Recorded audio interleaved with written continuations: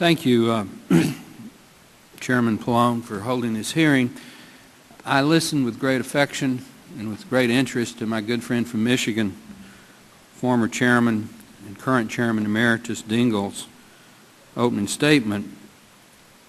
I think it goes without saying the personal esteem and the professional respect that I have for him. Having said that, there are no fairy tales being told on this side of the aisle this morning.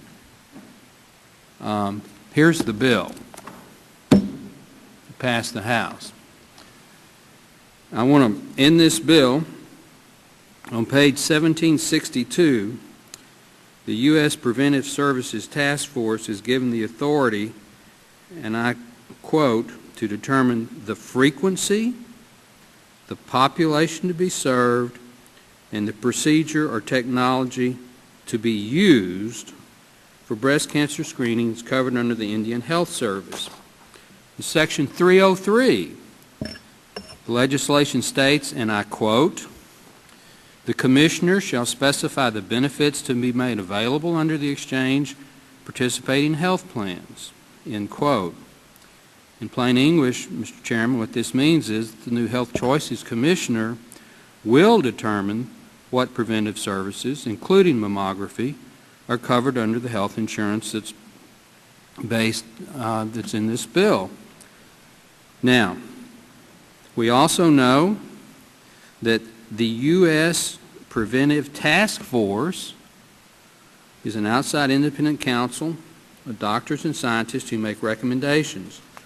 They do not set federal policy, and they don't determine what services are to be covered by the bill, but their recommendations are going to be seriously listened to. Now, I have an aunt who passed away in her early 50s as a consequence of breast cancer. I have a sister who was diagnosed with breast cancer in her 30s. Luckily, received proper treatment, had a mastectomy, and so far, for the last 10 years, is cancer-free.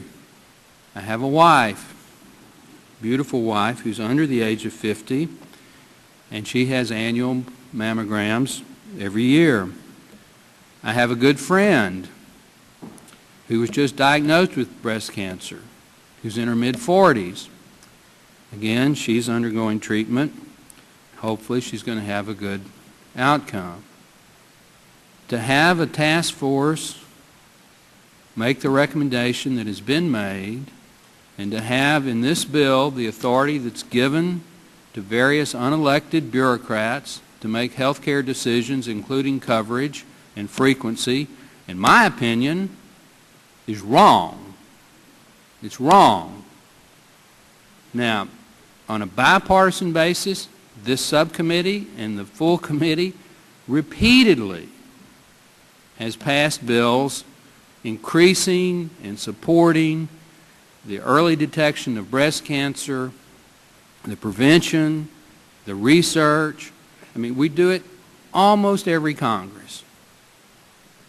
So, we're starting down a path, in my opinion, of socialization of medicine in this country with the passage of this bill out of this committee, with its passage on the House floor. It's awaiting approval in the Senate. This is an excellent time to hold this hearing. I appreciate the chairman and the full chairman, subcommittee, and full committee chairman's personal attendance. But let's don't talk about fairy tales. Let's talk about the facts, the plain English of these bills. And if we continue to agree rhetorically, then we need to begin to make substantive changes in the legislation to prevent what we all say we oppose. We don't want rationing of health care in America. We don't want to intervene between the doctor-patient relationship. We don't want young women, or for that matter, more mature women over the age of 74, developing breast cancer because they're not allowed a mammogram. My good friend to my right, Mr. Rogers of Michigan, had an amendment that was passed at committee that explicitly prevented the rationing of care, and it mysteriously disappeared in the bill that got reported out of the Rules Committee. In the dark of the night, some staffer on the majority side, or maybe a member, I don't know, decided that the will of the committee didn't mean anything. It disappeared. Maybe we need to put that back in. I don't know. So, I have great respect for this committee. I have great respect for the leadership on the committee. But let's don't talk about fairy tales when we can read these bills. Now, I'm not saying the bill's a fairy tale, but I will say the bill is not reflective of the policy that members on both sides of the aisle say they support. With that, Mr. Chairman, I yield back.